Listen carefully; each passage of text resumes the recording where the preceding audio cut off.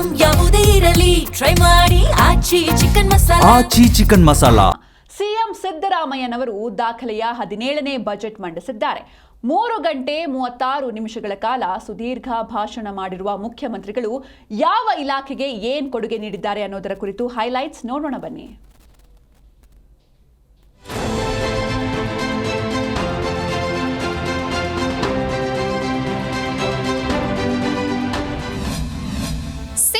ಆಯವ್ಯಯ ಯಾವ ಇಲಾಖೆಗೆ ಎಷ್ಟು ಹಣ ಹಂಚಿಕೆ? ಸಿಎಂ ಸಿದ್ದರಾಮಯ್ಯ 17ನೇ ಬಜೆಟ್ ಮಂಡನೆ ಮಾಡಿದ್ದಾರೆ. ಈ ಮೂಲಕ ಅವರು ಮತ್ತೊಂದು ದಾಖಲೆ ನಿರ್ಮಿಸಿದ್ದಾರೆ. ಈ ಬಾರಿ ಬಜೆಟ್ ಗಾತ್ರ 4.48 ಲಕ್ಷ ಕೋಟಿ ರೂಪಾಯಿ. ಇದರೊಂದಿಗೆ 2025ನೇ ಸಾಲಿನ ಕರ್ನಾಟಕ ಬಜೆಟ್ಗಿಂತ ಈ ಬಾರಿ 40,000 ಕೋಟಿ ರೂಪಾಯಿ ಹೆಚ್ಚಳವಾಗಿದೆ. ರೈತರು, ದಮನಿತರು, ಕಾರ್ಮಿಕ ಪರ ಬಜೆಟ್ ಇದಾಗಿದೆ ಎಂದು ಸಿದ್ದರಾಮಯ್ಯನವರು 3 ಗಂಟೆ 5 ನಿಮಿಷ ಮಂಡಿಸಿದ್ದಾರೆ. ಕಳೆದ ವರ್ಷಕ್ಕಿಂತ ಈ ವರ್ಷ 40,000 ಕೋಟಿ ರೂಪಾಯಿ ತೆರಿಗೆ ಹೆಚ್ಚಳವಾಗಿದ್ದು 2026-27ನೇ ಸಾಲಿನಲ್ಲಿ 3.15 ಲಕ್ಷ ಕೋಟಿ ರಾಜಸ್ವ ಸಂಗ್ರಹ ಗುರಿ ಹೊಂದಲಾಗಿದೆ. ಬ್ರ್ಯಾಂಡ್ ಬೆಂಗಳೂರು ಪರಿಕಲ್ಪನೆಯಂತಹ ಹೆಚ್ಚಿನ ಬಂಡವಾಳ ಆಕರ್ಷಣೆ, ನಗರಾಭಿವೃದ್ಧಿಗೆ ಆದ್ಯತೆ ನೀಡಲಾಗ್ತಾ ಇದೆ.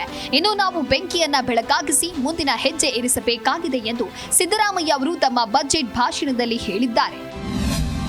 3 ಗಂಟೆ 36 ನಿಮಿಷಗಳ ಕಾಲ ಸುದೀರ್ಘ ಭಾಷಣ.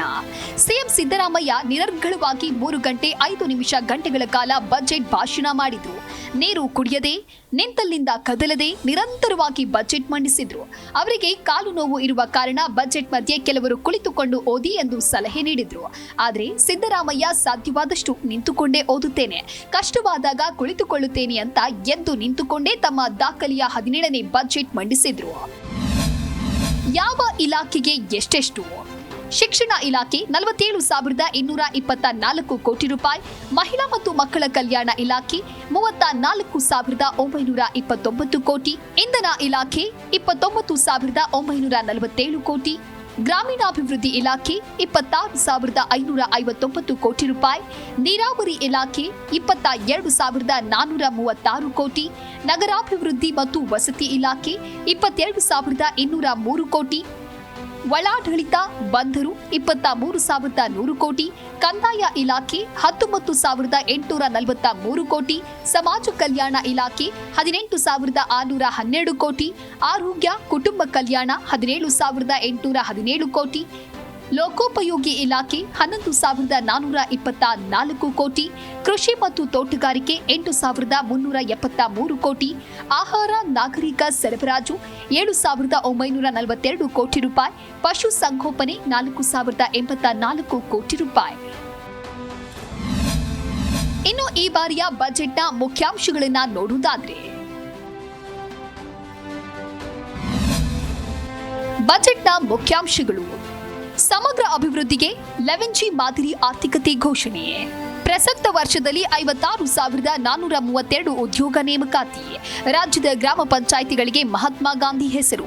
ಅನ್ನಭಾಗ್ಯ ಯೋಜನೆಯಲ್ಲಿ 5 ಕೆಜಿ ಅಕ್ಕಿ ಜೊತೆ ಇಂದಿರಾ ಕಿಟ್ ವಿತರಣೆ. ಇಂದಿರಾ ಕಿಟ್ನಲ್ಲಿ ತೊಗರಿಬೇಳೆ, ಅಡುಗೆ ಎಣ್ಣೆ, ಸಕ್ಕರೆ, ಹೆಸರು ಕಾಳು, ಉಪ್ಪು. 16 ವರ್ಷದೊಳಗಿನ ಮಕ್ಕಳಿಗೆ social media ban. 800 Karnataka public school, ಸರ್ಕಾರಿ ಶಾಲೆಗಳು ಆರಂಭ. ಎಲ್ಲ ಕಾಲೇಜುಗಳಲ್ಲಿ ವಿದ್ಯಾರ್ಥಿ ಸಂಘಗಳ ಚುನಾವಣೆ ಪುನರಾರಂಭ. ಮಹಿಳೆಯರು, ಮಕ್ಕಳ ರಕ್ಷಣೆಗಾಗಿ ಎಲ್ಲ ಜಿಲ್ಲೆಗಳಲ್ಲಿ ಅಕ್ಕಪಡೆ ಆರಂಭ.